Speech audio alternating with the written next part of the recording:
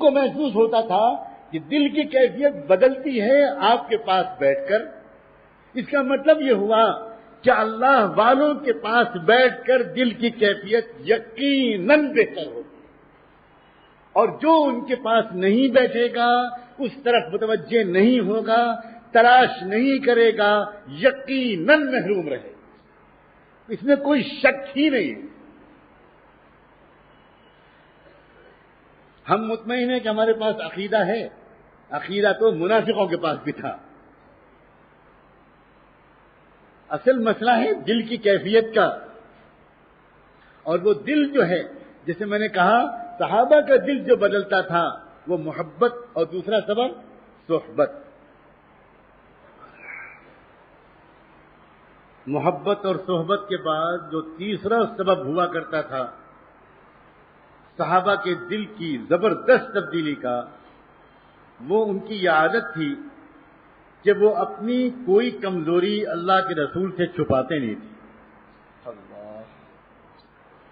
اپنی تعریفیں نہیں کرتے تھے، آ کر اپنی خوبیاں نہیں بیان کرتے تھے، بلکہ اپنی بیماریاں، اپنی کمزوریاں آ کر اللہ کے رسول کو کھل کر بتاتے تھے اور کہتے تھے کہ اللہ کے رسول میرے اندر یہ کمزوری ہے، مجھے علاج بتا دیں.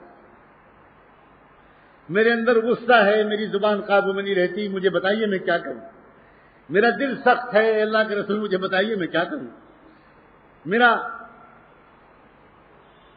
پڑوسیوں کے ساتھ سلوک اچھا نہیں رہتا، میں بات شرمندہ ہوتا ہوں، معافی مانگتا ہوں، پھر میری طبیعت میں جھگڑا آ جاتا ہے، میں کیا کروں. ہزاروں واقعات ہیں صحابہ کرام. قرآن مجید بھرا ہوا ہے صحابہ کرام کے ان سوالات سے. حضور اکرم صلی اللہ علیہ وآلہ وسلم بڑے خوش ہوتے تھے صحابہ کی ان باتوں سے.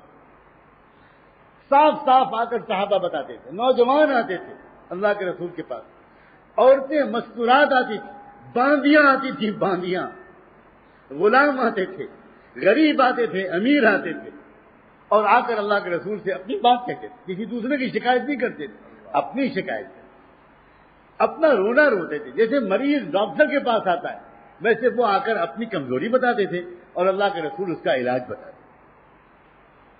اور جو علاج آپ بتاتے تھے وہ صحابہ دل و جان سے اس علاج پر عمل کرتے تھے، دل بدل جاتا تھا، اخلاق سدھر جاتے تھے. اس کو کہتے ہیں اطلاع اور اتباع. تیسرا اور چوتھا سبب محبت، صحبت، اطلاع اور اتباع. 50 واقعات ہیں صحابہ کرام. بعض سیرت کے نگاروں نے تو کتاب لکھی ہے یسألونک.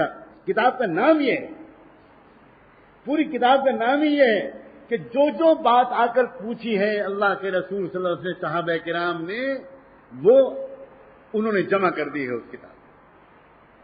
اور محدثین باقاعدہ مسلسل سند کے ساتھ اس کتاب کی اجازت دیا کرتے ہیں آج کل، تاکہ لوگوں کے اندر اس طرح کے سوال کرنے کا شوق بڑھے. میرے استاد تھے شیخ محمد المنتصر القطانی، مراکش کے بہت بڑے فقیہ اور امام، بہت بڑے مالکی فقہ کے شیخ تھے. میرے والد ماجد کے بڑے گہرے دوست تھے.